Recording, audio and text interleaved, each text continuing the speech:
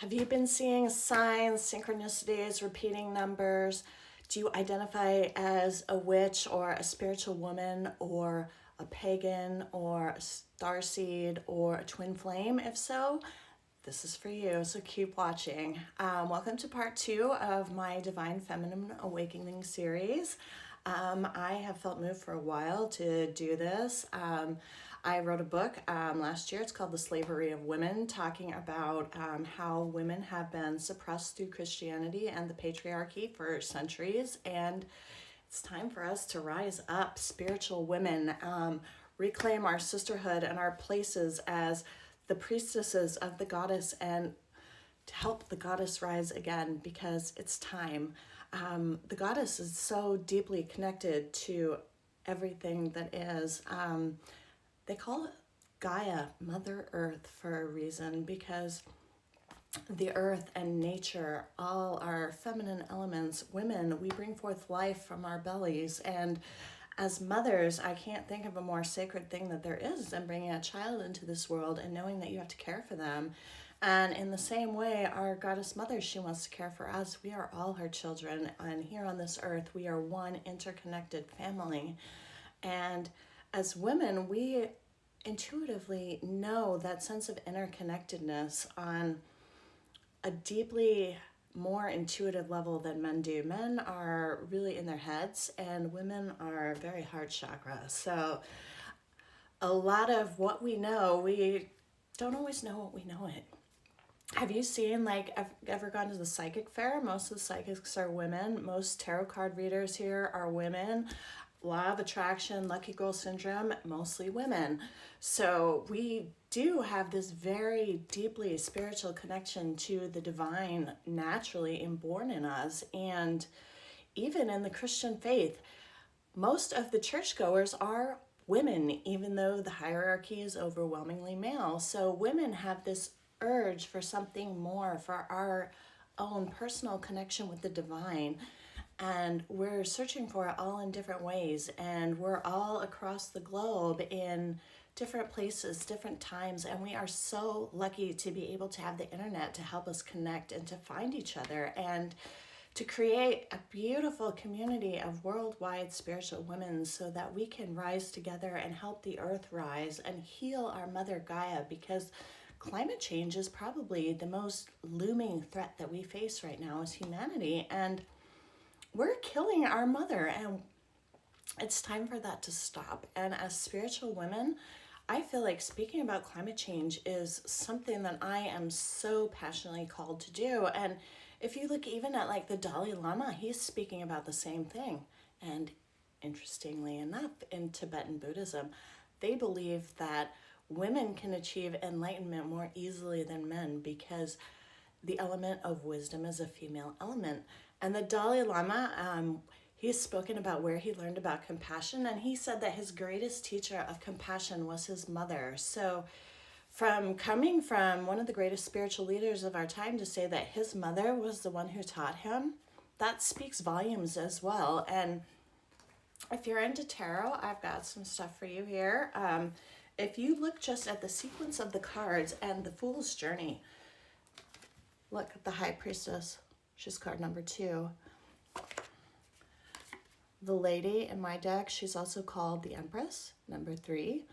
And those come before the male counterparts, both of them. Those spiritual women, they come before the High Priest, they come before the Emperor. And women, we are so much more naturally rooted in our spirituality that we have to take our place as leaders to be able to help the world move forward.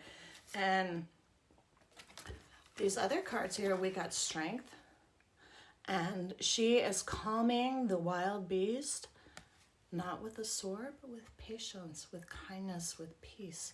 Because we can tame the wild beast. We can create peace. And that's something else that's deeply needed on our world stage as well, is peace. Because they just started another war in India and Pakistan this week. I mean, what is that, like 3 wars going on right now? And it's factually proven that when women are involved in the peace process, it's much more lasting and collaborative than when men alone are involved in the peace process. So as women, it's also our responsibility to be bringers of peace. And Lady Justice, she's there on the front steps of every courthouse holding her scales, because what women are asking for, which I think a lot of men, especially men within the church, or hashtag not all men. Yes, I know not all men are Satan, not all men are the devil. I know you are not all a bad person, clearly, especially if you're watching this video, but it's the patriarchy as an institution, and the suppression of women, the suppression of those female voices, the suppression and destruction of the goddess herself, that is our enemy. Because when women are put down, we're asked to be slaves. We're asked to walk a step behind. We're asked to take that place of less importance and to silence our voices and to not speak up for ourselves, to not share our spiritual insights, to not share our divine connection, to keep it something personal in the house that you do by yourself, where you pray with your head covered in your little scarf like my grandmother, and you pray by yourself. Or you pray in a separate side of the church where the men don't look at you because you're too distracting for them. So women's spirituality is about integration.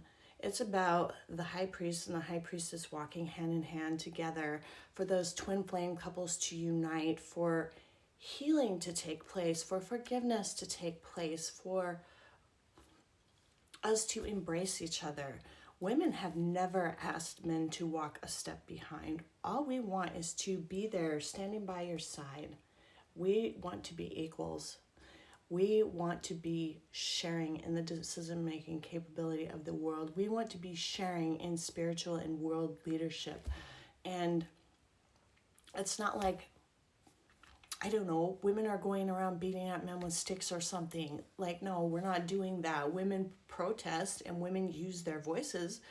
But when you speak up, you're a nasty woman, you're a childless cat lady, you're whatever other horrible names that men will throw at you when you speak up as a spiritual woman and when you demand your rights as a woman. Because a woman's body, it is a sacred thing. I mean, if you go back and you look at this card for the Empress, she's the pregnant woman. She is the mother of all. And that mother is a sacred thing. And we have turned sex from something sacred into something that is commercialized, to something that sells. Women's bodies are over-sexualized and put into the media and advertising campaigns for everything. And being a beautiful woman isn't safe. You have to hide yourself. You have to wrap yourself in all these layers, because if you don't, you're like gonna get assaulted. And we need to make that stop. And partly it is this like divine connection that women intuitively have, and we need to use that within ourselves to rise into our power, to speak our truth, to use our voices, to align this divine feminine and create this divine feminine awakening that can become a worldwide movement where we speak up and we speak for justice, we speak for equality, we speak for the earth, we speak for our children, because all of those things are being destroyed. Because when we destroy the earth's future, when we destroy our mother, we're destroying our children too. And our families are being destroyed by climate change and by the patriarchy, by capitalism that puts profits ahead of people, and so many other injustices and inequalities. And to me, spirituality and social justice are like inexorably intertwined, because the ultimate goal of spirituality is to lead us to compassion. And that's the compassion that the Dalai Lama said he learned from his mother. So, women, it's our time. It's our time to rise. And for a whole bunch more that I can't unpack in one or even two videos, check out the rest of my Divine Feminine Awakening series. Check out my ebook, The Slavery of Women, links to my bio, and let me know in the comments what you want in the next video. Love you guys.